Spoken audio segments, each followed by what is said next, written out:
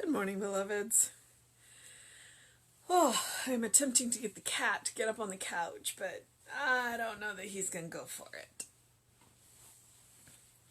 Foster's a little weird one. He's not as talkative as Gabby, though, so you won't hear him. Gabby, on the other hand, has one volume, top of her lungs. All right. It is August 27th. Today's title is I Enjoy Life Today. And our quote is, "The infinite is the source of joy. There is no joy in the finite. Only in the infinite is there joy. Ask to know the infinite." And that is from the Chandogya Upanishad. So that's Chandogya Upanishad. Which then I'll spell that for you too. Upanishad. Okay, I took a class, so I'm confident in my pronunciation of Upanishad. The first word, I'm not so sure, which is why I spell it for you. All right. Omnipresence surrounds me. Omniscience inspires me, and omnipotence is mine to direct. All things bless me, and all people benefit me. I look out upon my universe and love it, for he who made it indwells it. He that made me acts through me with ease, for I let God be in me, all that he desires for me. God's vision of me as a perfect expression of life is my vision of myself. There is nothing to cause me to feel regret or sorrow, for I recognize but one mind, God. I know beyond a shadow of a doubt that good is my only experience today. It is easy to be joyous. It is as easy to be joyous as it is to be sad. It is as easy to think of God as it is to think of trouble. I devote my consciousness to joyous ideas, and I experience happiness in my world. When others point out to me their troubles, I immediately correct my thought and proclaim order and right action. I never hesitate to declare the truth. He who hesitates to speak truth is lost in untruth. I speak positively, yet lovingly. I stand firmly for what I know is truth, and I am not afraid to say so. Never again will I indulge in false sympathy or a belief that evil has power. God alone rules my life with his joyous activity of ideas. I am divinely enthusiastic about the possibilities of the present. All of God is for me, and things are turning my way. Life offers me all that I can take. Beauty seeks my eyes, and love seeks my heart. I give all glory and all honor to God, and there is nothing but gladness in my soul. My feet are planted on holy ground, and the whole universe invites me to enjoy the game of life. Right thinking is my greatest asset. Right living is my true vocation. I love to live the life which is God. Wow, having a little trouble talking today. That's not a good thing for a minister, right? All right, so I enjoy life today. I mean, that's the title, right? And I have said in the past, if you don't enjoy what you're doing, what's the point? Sometimes we do things because they just have to be done. Not because we want to, but they just have to be done. But if every day you're getting up and doing something that you don't enjoy, why are you doing it? And have you looked at your options? Because I do believe that we are here to experience, and we are here to experience joy.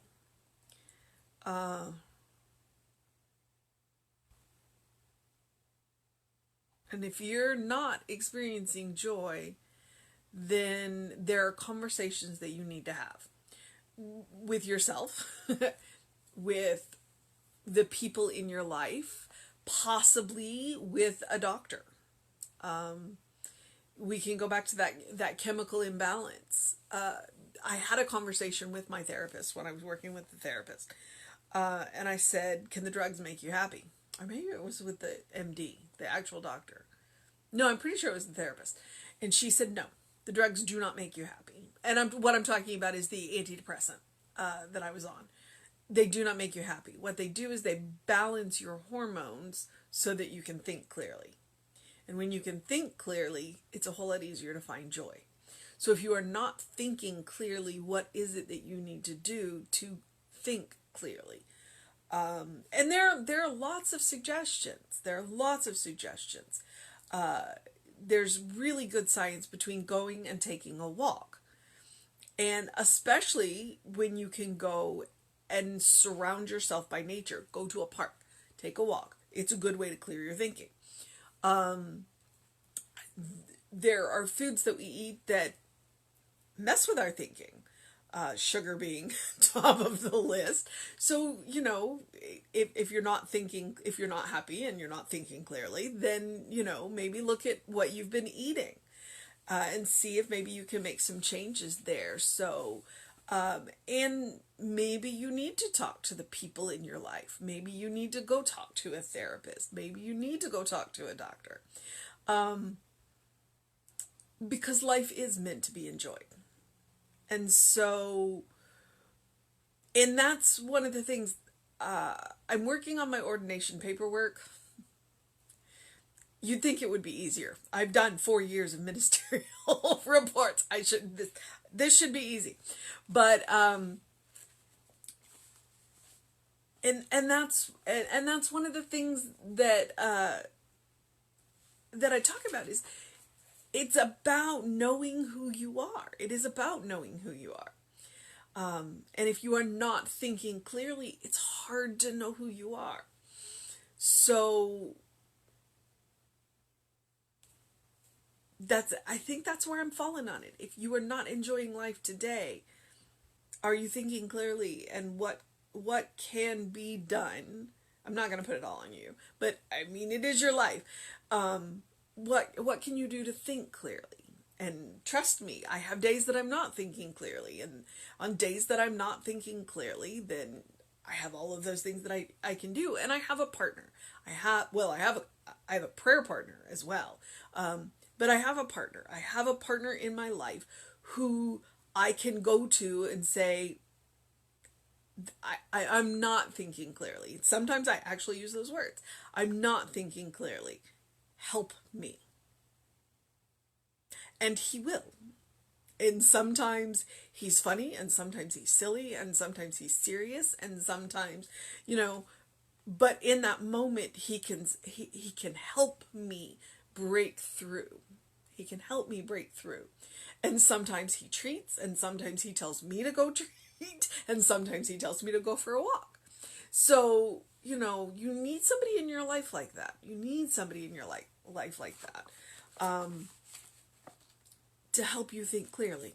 So, the title is I Enjoy Life Today.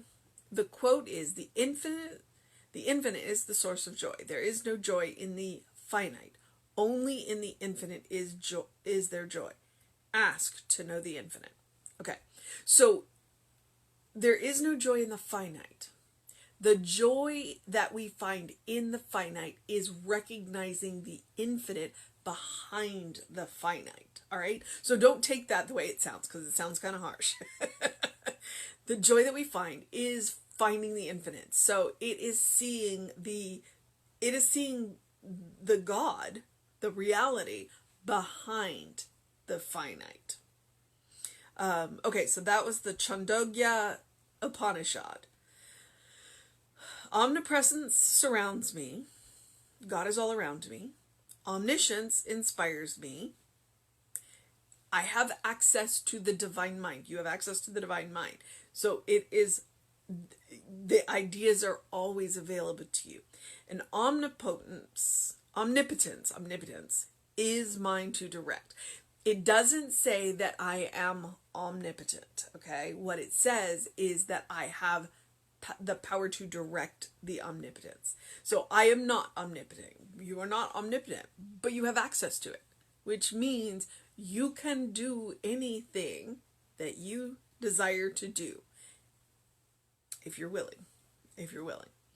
All things bless me and all people benefit me because I know who they are and I know who I am. I look out upon my universe and love it, for God who made it indwells it. God that made me acts through me with ease, for I let God be in me all that God desires for me. All right? Just saying those words makes me want to sit up a little straighter. God that made me acts through me with ease, for I let God be in me all that God desires for me. God can do for you what God can do through you, but you have to be willing. That's what that sentence says. God's vision of me is a perfect expression of life in my vision of myself. And that's one of the reasons why I frequently say, go back to God's idea of who you are. Don't let anybody tell you who you are. Don't let society, don't let culture, don't let religion, don't let your parents, don't let your kids, don't let your partner, don't let anybody tell you who you are. Go back to God's idea of who you are. Because God is the only one who knows who you are in every fiber of your being. Because God made you. But God also made you from God's stuff. From God's self. You are made from divine stuff. So go back to God's idea of who you are. There is nothing to cause me to feel regret or sorrow, for I recognize but one mind God. I know beyond a shadow of a doubt that good is my only experience today. Yeah, so post that sentence, I know beyond a shadow of a doubt that good is my only experience today. Where you see it before you leave your house. I am saying this knowing that your house is your sanctuary, that you are completely and totally safe within your own home. If you are not, then where is it? Like, post it on your bedroom door, wherever it is that you are completely and totally, post that, and then let that be your mantra for the day, throughout the day as you go by. It is easy to be joyous. It is as easy to be joyous as it is to be sad. I'm going to let that sentence lie. It is as easy to think of God as it is to think of trouble. You're making a choice here.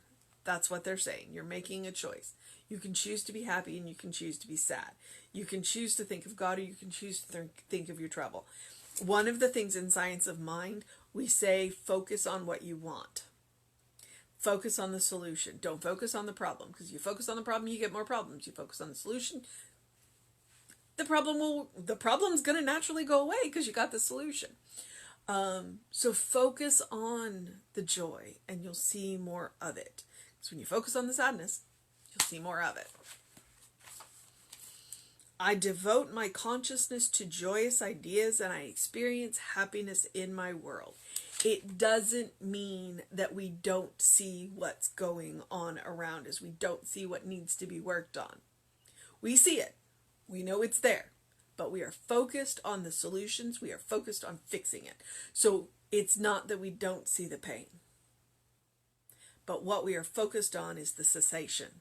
What it is that will remove the pain, take the pain away, release the pain, whatever it is. All right?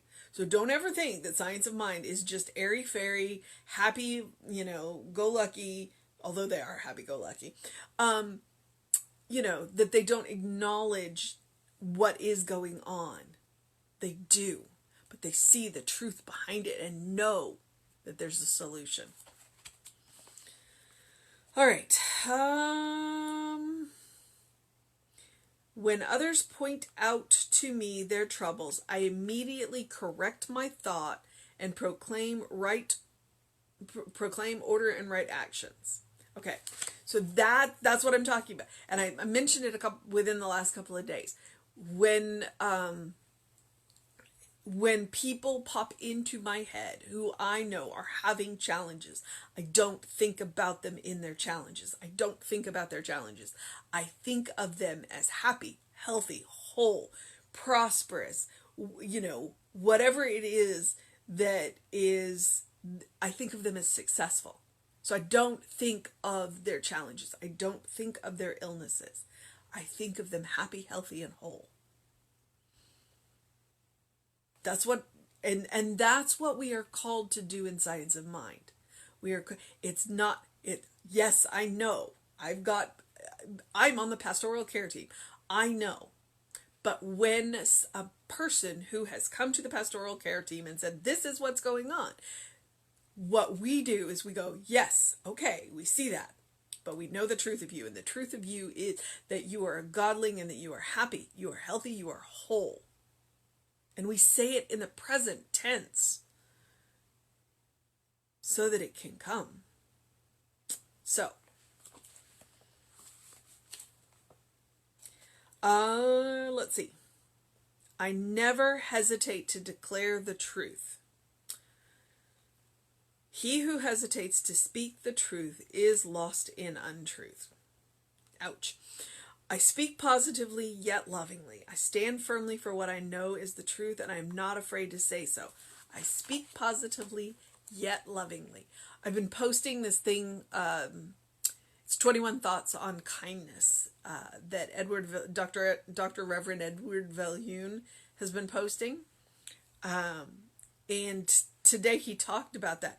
And he said, is there ever any unkind patience? Is there ever any unkind generosity? Is there ever any unkind honesty? Well, yes.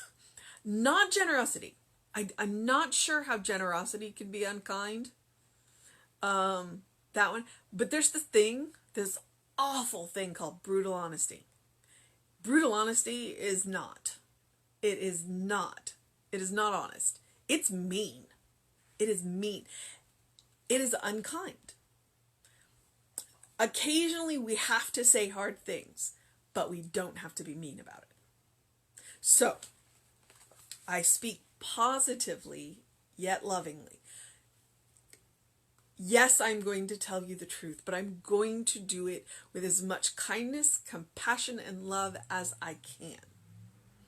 And yes, there are hard truths. But again, I'm going to speak positively and lovingly. Never again will I indulge in false sympathy or a belief that evil has power. Okay.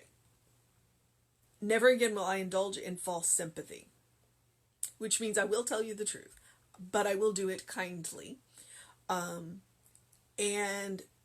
Or a belief that evil has power. There is no power in evil. Evil is a misuse of the law. If we correct the use of the law, evil goes away. All right? Evil does not have a power in and of itself. There is only one power. God alone rules my life with God's joyous activity of ideas. I am divinely enthusiastic about the possibilities of the present. All of God is for me, and things are turning my way. All of God is for you, and things are turning your way. Life offers me all that I can take. Beauty seeks my eyes, and love seeks my heart. Beauty seeks my eyes, which means I have to open my eyes and look for it. Because if I look for it, I'm going to see it. It's there. Life offers me all I can take. How big is your cup of acceptance? And love seeks my heart, which means you have to be willing to open your heart. I give all glory and all honor to God, and there is nothing but gladness in my soul because I know who I am. I know that I'm a beloved child of God, just as I know that you are a beloved child of God. My feet are planted on holy ground, and the whole universe invites me to enjoy the game of life. My feet are planted on holy ground. Our feet are planted on holy ground because everything we see around us is made by God, of God. That means everything's holy. Everything is sacred. Right thinking is my greatest asset. Right living is my true vocation. I love to live the life which is God. Truly, the only life we can live is the life of God, because that's what we are. We are made of God, by God, for God. The life that we live is God's life. We are literally God in action. All right. The mission today is to enjoy life. I mean, really? That's the title. So our mission today, should we choose to accept it? Oh, well, there it is. Our mission today, should we choose to accept it, is to devote our consciousness to joyous ideas and to experience happiness in our world. How do we do that? By thinking clearly. How do we do that? By looking at the ways that we might be not thinking clearly. By tweaking the little things in our life up to the big things. And some days it's just the willingness to look around and find something beautiful. And some days it means going and having a conversation with a doctor. Whatever that is. And anywhere in between. So, devoting our consciousness to joyous ideas. What is your relationship with God? Who do you think God is? I believe God is a joyous God. I believe that God did creation to watch it and wonder. And that's what I do. All right, beloveds. I also am going to encourage you to do something loving for yourself, do something kind for yourself, do something compassionate for yourself. Whatever it looks like, however big or small that is. I'm also going to encourage you to take care of yourself. And my encouragements to do that is find a way to engage your mind and your body. I did say there is scientific research, going for a walk in the park can clear your mind. That can be a loving, kind, compassionate thing for you. But sometimes a loving, kind, and compassionate thing for you all is also taking a nap. It does mean resting as well. So whatever it is that you do today, please practice on yourself. You deserve your own loving, kind compassion. Always. You also, when you practice upon yourself, you bank it so that you have more to share. So do something to engage your mind and your body. Do something that takes care of you, that is just for you. I do encourage you, go get a face full of sun first thing in the morning. I don't know what the weather is going to be like for the next couple of days, because apparently Ida is now Ida. So take the precautions that you need to do for that. Do please drink plenty of water. We're going to get a little bit of break in the heat, but still, plenty of water. And do what you need to do to take care of yourself. Please remember that you are a beloved child of God in whom God is well pleased, always and forever. That is our state of grace. So, I would also encourage you, open the windows of your soul. Allow the breath of heaven to remind you do live in heaven now. It simply takes your willingness to open your eyes, to look around, to see what is beautiful. To see what is beautiful, including looking in your own eyes and seeing God looking back at you. All right, beloveds, I'm going to move into the process of my day. Tomorrow will be an odd one for me. We have a mobile food event at the 9th grade Oak Ridge campus. We will be there from 7 to 11, but the event is from 8 to 10. We will be there rain or shine. So I will probably be late. If we have a break around 9, then I'll come do it. Otherwise, so I will also be broadcasting from my car. Yay. So do what you need to do to take care of yourself today. Have a wonderful day. Have a fantastic day. And know that Reverend David will be on around 5 p.m. with you. I'll be back tomorrow sometime. No promises when. And then you can always catch us on the YouTube and the YouTube, the Instagram, the Facebook. I don't know what I'm talking about today. I just need to get off and go to work. All right, beloveds. Do what you need to do to make it a wonderful day, a fantastic day, amazing day, a great day. But if that is too much pressure, just have a day. All right? Take care of yourself and know that you're loved. Till next time.